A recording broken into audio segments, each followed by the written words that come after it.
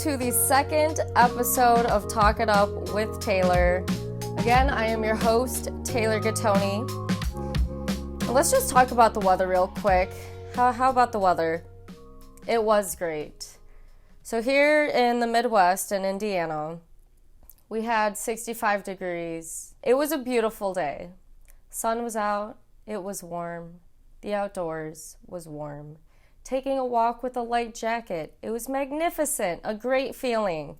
And now today was snowy, so that's how it goes. But anyways, that one day was fantastic. And it's interesting because, we can all relate to this, right? So seasonal depression, whether you have it or not, you definitely change moods when it's a warmer day versus a colder day. Like today it was cloudy and snowy and I just felt very bummed out, sitting on the couch, watching a show, listening to some music and just laying there. That was about it. Talked to a few people, talked to my mom. That was fun. That was a long phone call. Always is, but always love it. So good times. Thank you, Mom. Love you. Anyway, seasonal depression. People are just so much happier. You see more smiles. People have a little bit more pep in their step. It's interesting. You notice you're smiling. You're like, why am I smiling? And then you're like, oh, the sun is out. So I'm happy. And it's a great feeling. When it gets that springtime too, it has that certain scent in the air. Oh, I love that smell. The smell itself brings me pure joy. So there we go.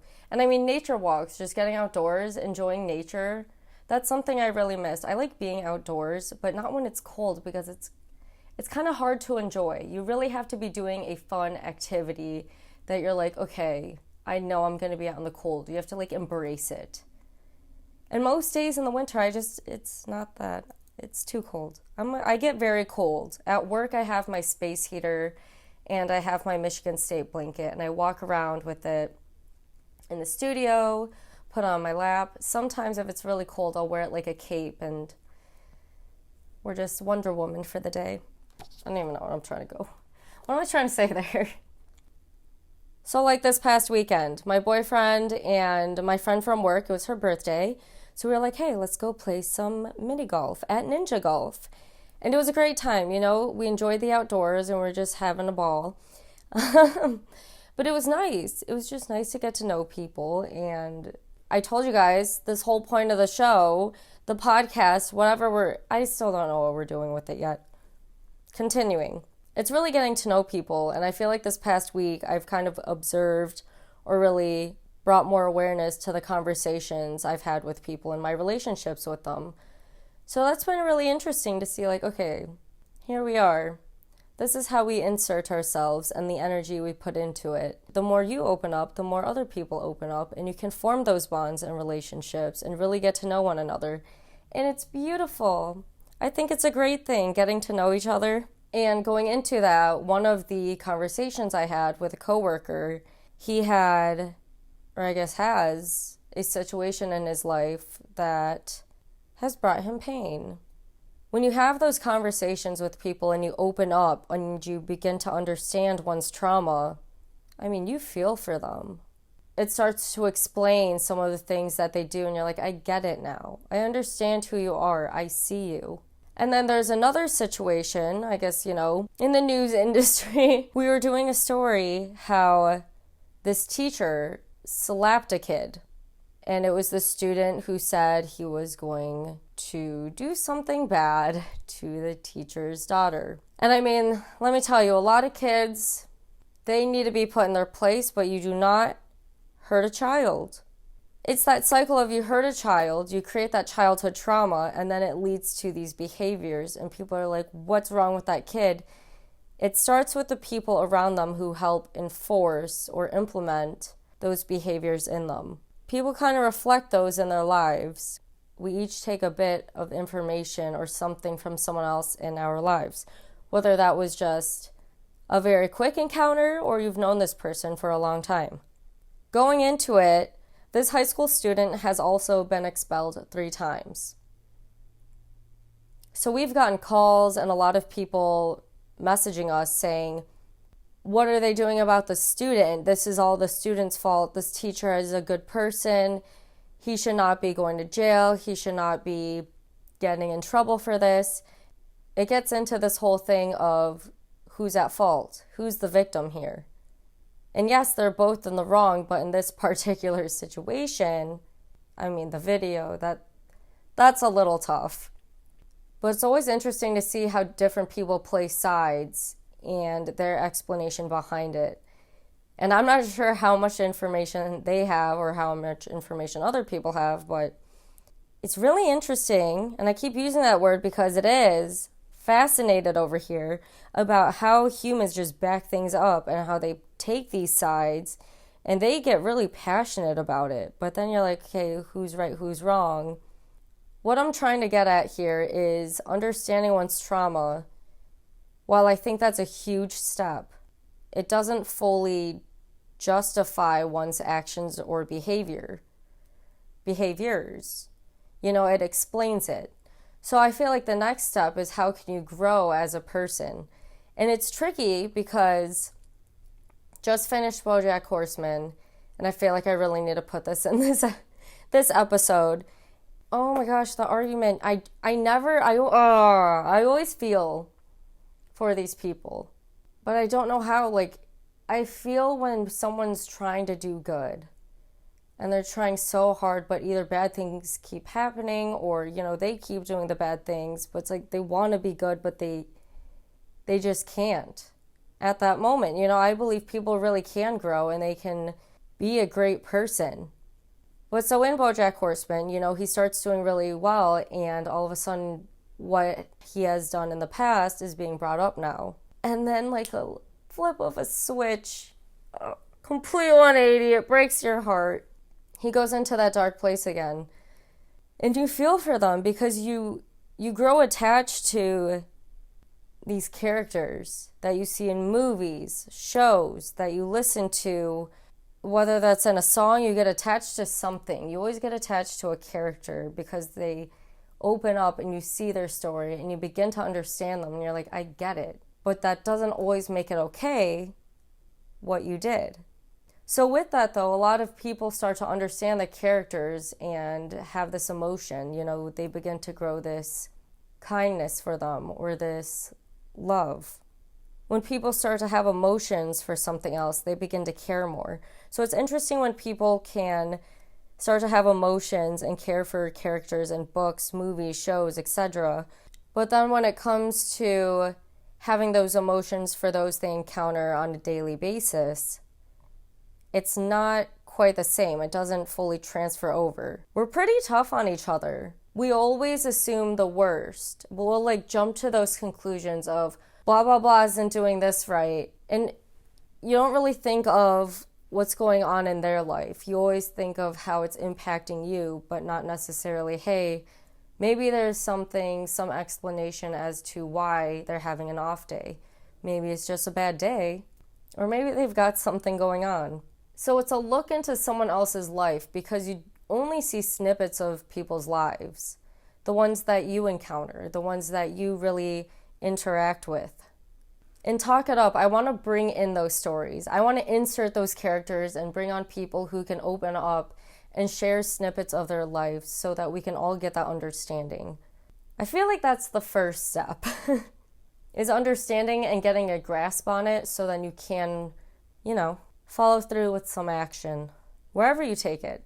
Tying it into how we all see snippets of one another's lives, we all have our own narratives. We're all our own narrator. We have that voice inside our head that tells us what we're doing and, inserts those intrusive thoughts and daydreams and has those ideas and has those emotions and plays back the memories that we have. We all see life from a different perspective. So what I mean is when I said how we get attached to characters in books, movies, or shows, yada yada, and we can understand them and start to sympathize or empathize. I think Fergie is playing with the toilet. Fergie,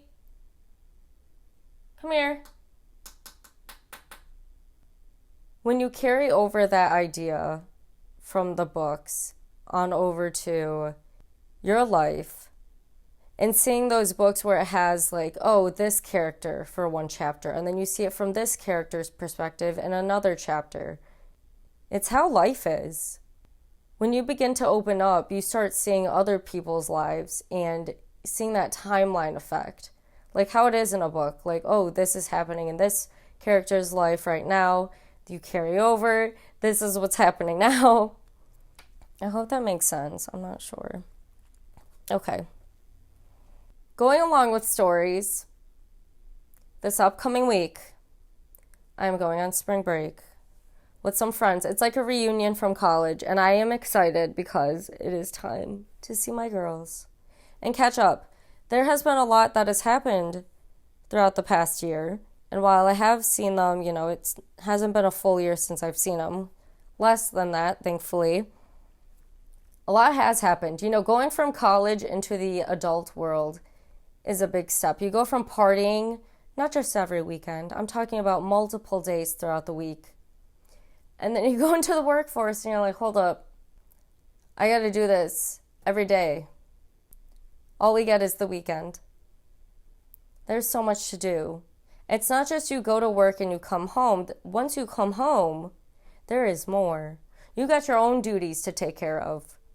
In conclusion, this is a much needed spring break. Very expensive. Everything these days, very expensive because of everything going on. We're talking COVID, which I have written down actually. We are following the outline this time. COVID being over, and I underlined question mark. Because is it or is it not? We're still in that phase. Is it not? The mask mandate is getting rid of, but what is happening now? But we're getting there.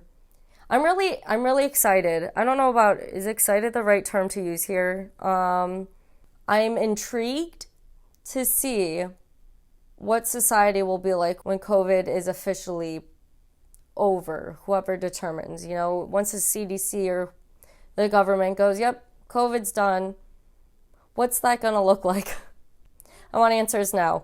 Anyway, spring break is really expensive, and we kind of made it expensive, so I'm going to have to budget, hardcore budgeting. Here we go.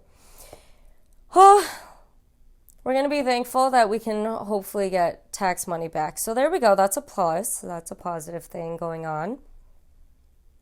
I guess what I want to say is I feel like every day I look back at the past year since I have started working, and I'm like, dang, girl, you've changed.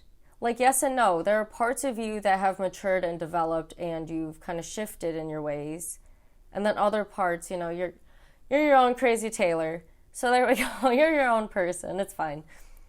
You got to embrace it. You got to have the confidence to just own who you are as a person. Because at the end of the day, you make your own choices. So who you are as a person, you chose to be, right? Is that a debate? We'll see. We shall see. I'm excited for when I release these and then there's actually comments going in on if people have these debates. I want to see those comments. Please interact. I feel like this should be an interactive thing. And I think this is where we will end it on this note. With reuniting with the girls is when you leave college, I feel like you think about how life is going to be hit on fast forward, right?